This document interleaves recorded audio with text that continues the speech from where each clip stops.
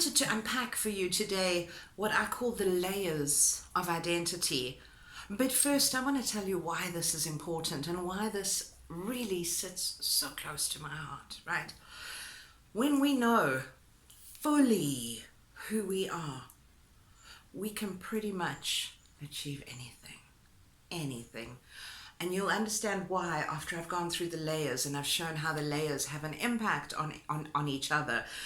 But what I'd like to do first is I'd like to share with you why this has been such a profound journey for me. Now, many of my audience know, you might not, my history. I'm a twice recovered drug addict. I went down some really dark paths in my life. And as a result, for the last 10, 15 years or so, I've been on an intensive healing journey, putting myself back together, building up the confidence to take my place in the world and say, this is who I am. But here's the thing. From my drugging days, there were things that I did that I'm deeply ashamed of. And there were also things that I did that I don't have any memory of. So I've got this shadowy place within me that says, I'm ashamed of having done something that I don't remember. And it's awkward. It's uncomfortable.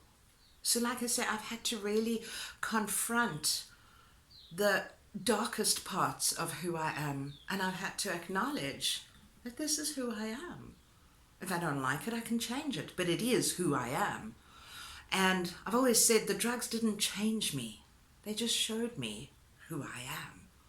I mean, think about when you have a couple too many drinks, we call it the truth serum, right? The drugs is exactly the same.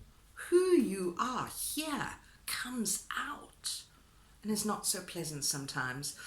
Now, I know that many of my audience might not go into the depths of darkness the way I did, but it's equally important to plumb the depths of your identity, because we all have a shadow side.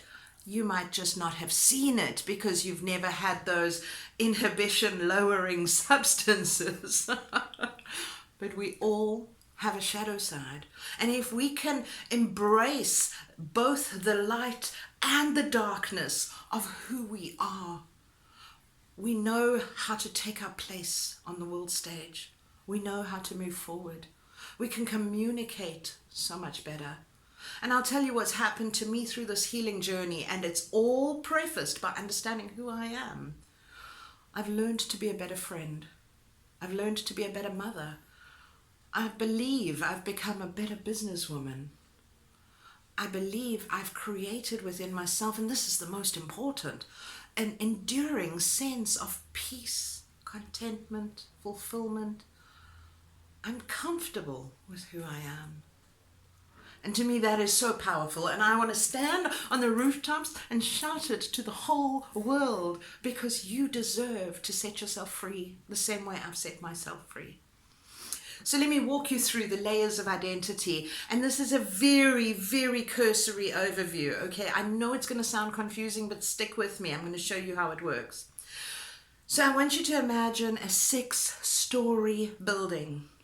The top 3 layers are what I call our persona self. That's the light self. That's the part that we show to the world. And I'll unpack the levels for you in a moment. The bottom 3 levels, however, are like the shadow side. They're the parts of us that we don't really like the world to see. But here's the thing, it's those parts that influence the lighter parts, and it influences how we show up. So if we want to change how we show up, surely we need to go and visit that dark basement. And yes, there is a dark and damp and creepy basement down there, and every single one of us has got that basement. So top layer, right up top, I call it the role-based layer.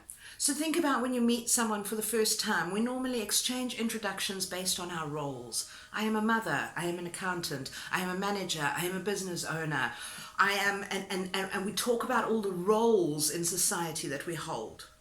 Okay, fairly simple. Next layer down is your your value layer. I call it your value layer. Now, this is the value that you bring to the world. This is the reputation that you have. If your friends know you as loyal, that's what you're going to be called. So you might well be introduced as a loyal friend. You see how the two of them kind of interplay and they just expand on one another. So when we meet someone for the first time, we talk about roles. When we get to know that person, they see our value. Then the next level below that, so we're now up to the third level below. Third level below is your strengths. Now you might use your strengths, you might not use your strengths. Doesn't mean that they're not strengths. So we need to look at what are those strengths. And now I'm going to go upwards, right? So the strengths that you have create the value and the reputation that you release in the world. And that reputation creates or helps you move into certain roles. We all have different roles as life goes on. It's not like we have one role forever. You come into this world as a baby. Not one of you watching this video is still a baby. You have different roles. Okay, so it's the strengths and the value that support us in that role migration as life goes on. Now let's start going into the dark place. So level number 4, below strengths, I believe we've got the emotional level. And this is the level where we say, I feel. Now I want you to think about all those little things that you whisper to yourself. These are not the things you say out loud too often. I feel like I'm not worthy. I feel like an imposter. I feel like I can't do this. Okay, so this is this emotional level where our feelings start impacting our strengths and taking away from the value that we bring to the world. But let's look below the emotional level. Below the emotional level, what causes those feelings? It is our belief systems that cause those feelings, right?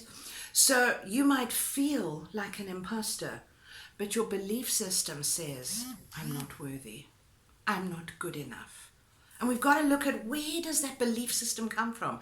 Normally comes from childhood or trauma. And it's really good to identify these belief systems. Some of them you know, some of them you don't. And that's why I call these 3 layers the shadowy place. Because sometimes there's surprises hiding in there. Now let's go down to the last level, the dark and damp basement with the cobwebs hanging and these drip marks, and I'm creating a whole horror scene, aren't I?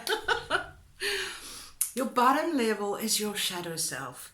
This is the stuff, the bad stuff that others know about you that you don't know. Now, if you've had an experience like me and you've been an addict or you've been a drunk or you've gotten drunk at some point in time, very often your shadow self comes out when you're under the influence. And we often apologize to people and say, oh, that wasn't me, that was my drunk self, I'm so sorry. Newsflash, that is you. You just haven't acknowledged it as part of you. You haven't integrated and accepted that part of you. And this is what I've had to do, accept those dark parts. Because accepting that has changed my belief systems, layer up. By changing my belief systems, I've changed my emotional framework. And I'm able to say less, I'm not worthy. I don't feel good enough. And that has impacted on my strengths and opened up a whole new bouquet of different strengths, which has in turn gone up a layer and opened up a whole new way of value that I deliver to the world. And that has changed the roles that I hold.